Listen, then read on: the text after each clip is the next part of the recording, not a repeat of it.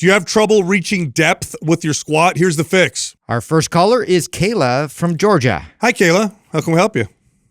Hey, guys, this is super cool. And I appreciate it very much. Thank you. We appreciate you. Yeah. So I've been listening to you guys for a few years now, and it's definitely my favorite fitness podcast. I've tried a few others, but I keep kind of coming back to you guys. So this is cool. Awesome. Right. So I guess into my question is I'm 32. I've been weightlifting about 5 years.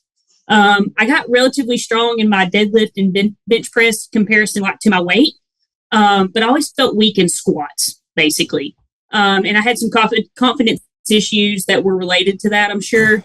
Just not feeling comfortable under the bar. I done okay in like a goblet squat or even like a Zercher squat type, anything that was in front of my body. I felt a little better than on loading my back. On top of that, probably in the last year, my mobility's gone down quite a bit. And I thought I had some maybe bad habits. Maybe it was squat form or just forms in general. So I kind of wanted to, quote unquote, reset, right? So I started with the MAPS starter program. I kind of started over and went through that. But I don't know if that's probably the best way to do that or if there's some other options. And then how do I kind of build confidence in my squat as I'm kind of resetting and making good pattern habits and things like that. Great question. Yeah. Now, if you were consistent all the way up until MAP starter, then what you want to do is identify the mobility issues and stability issues, focus on those, and maybe do a different program. Starter, I would put her in symmetry. Yeah. So starter is really good is for beginners, right? So people without strength training experience or people who've taken a long, layoff, a long period off. But if you've been training this entire time, then there's a variety of programs I think will be good for you. But we'd want to identify what those issues are. You mentioned mobility. Maybe you can go into a little more detail. Where do you feel the tightness or issues with the squat? So I have tightness kind of in that, I guess maybe my hip flexor and into that glute.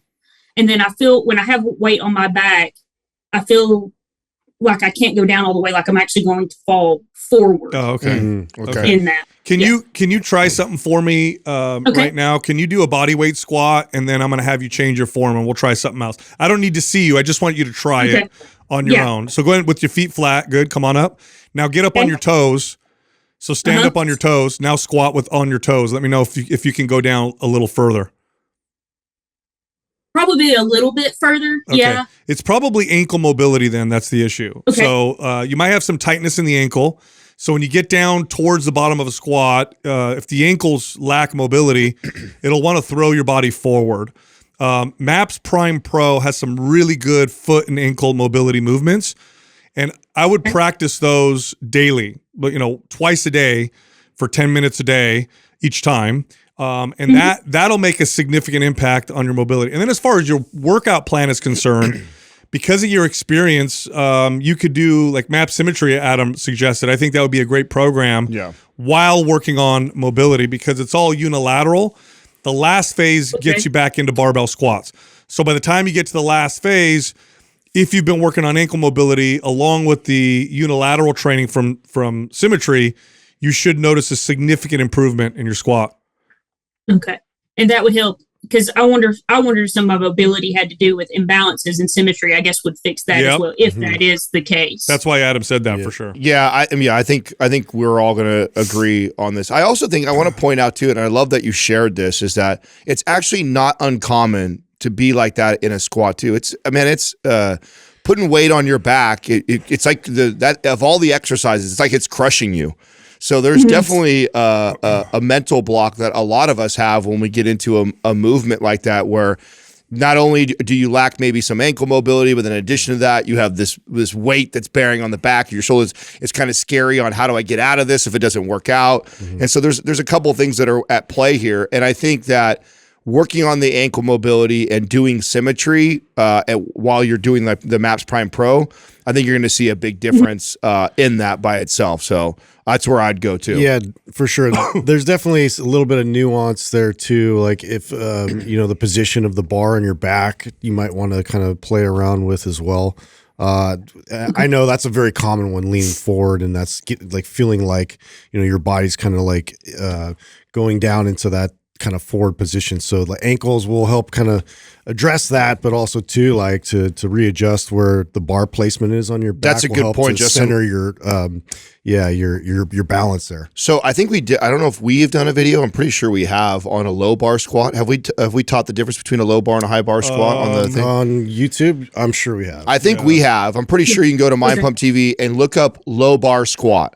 And Justin's right. When you have a tendency to want to fall forward a little bit, and granted, I think that what Sal first said with the ankle mobility, that's addressing the root cause. So that's definitely. But what Justin's suggesting is while you're also doing that, you could also play with the bar placement, which will help with that feeling of falling over. In fact, I had a very similar issue because I had ankle mobility issues, and so I used to only be able to low bar squat.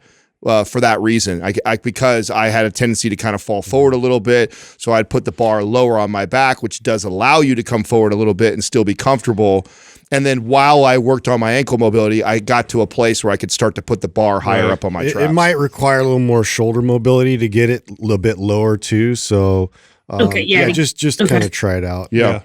Yeah, so I think those will both help you. Now, do you have either one of those, Prime Pro or Symmetry? I have Prime. I don't know that I have Prime Pro. Okay. And I bought the bundle with the Map Starter that had Maps 15. Okay. It was the bundle a few months ago. Awesome. That you guys were doing. Well, we'll send you Symmetry and Prime Pro, so you'll have both of them. Yeah, that's awesome. I appreciate you guys very much. This helps me. I did feel when I started Starter, I was kind of like, I felt bored, maybe. Yeah. That kind of explains. You've been working out for a while, so of course you kind of know what you're doing. That would be a good program for you if, let's say, you got injured and you couldn't work out for a while or something like that. Then I would jump back in. Yeah, or you just took a break for say 2 or 3 months. As far as confidence with squats is concerned, as this starts to improve for you, and you start to address those issues, the best way to get proficient and confident in a lift is to practice it often. And so squatting. You can squat very often. You would have to modify the intensity. So once you get to the point where you feel good, and like, okay, I think I addressed the issue. Everything feels balanced now. You can squat 3-4 days a week. You just, maybe 1 or 2 of those is kind of hard. The others are just easy, just going through the motion and just perfecting the technique.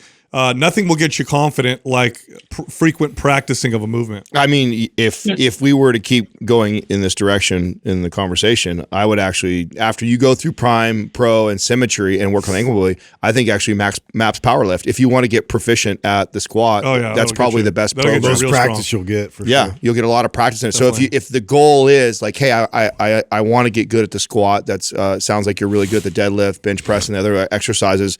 If you want to get really proficient at it, then I think Symmetry and Prime Pro work on that really good. After you get done with Symmetry, then Powerlift would be a fun program to follow. And then don't listen to any other fitness podcast again. Stay with us. That was a huge I'm mistake. sticking. All right, we got you. They're boring and wrong. Thanks for calling us. Yeah, thank you guys. Appreciate it. You have a good one. Appreciate it. No problem. Yeah, I like her. I was going to make a comment about the podcast. Like, why did you leave in the first place? Yeah. Which one of us said something? Yeah, you're always like, let me see what's. Oh, that sucks. Let me come back. Yeah. It's that test that I did with her. Who did that to us? Was it Brink? Dr. Brink. Yeah. It was such a mind blowing. I know. At that point, I'd been training people for 2 decades, right? Yeah. And he's like, squat, and then I did, and then he goes, all right, now stand on this. He put something under my heels. Yeah. And he goes, now squat, and I went all the way down. Yeah. He goes, it's your ankles. I'm like, oh my god, of course it increased like 20 degrees range shit. of motion. Yeah, just like that. Made a huge difference. I mean, after our experience with Brink, I became like a foot and ankle nerd. Like that's all I looked at. I was actually angry because I was too. we didn't even focus on that at all. Yeah, there isn't a single bit of training I got. No certification. Nobody's talking about the feet and the ankles. None of the certifications I had. Even my corrective exercise specialist, I don't remember ever going into the ankle and foot. The furthest I would get was the hips. Yeah. Everything was from the hips. I did nothing about the foot and ankle, of course. Yeah, it blew me away being taught that too, and then realizing like, wow, how many people like this is the limiting factor right here, and then like that simple adjustment or fix like all of a sudden solves the issue.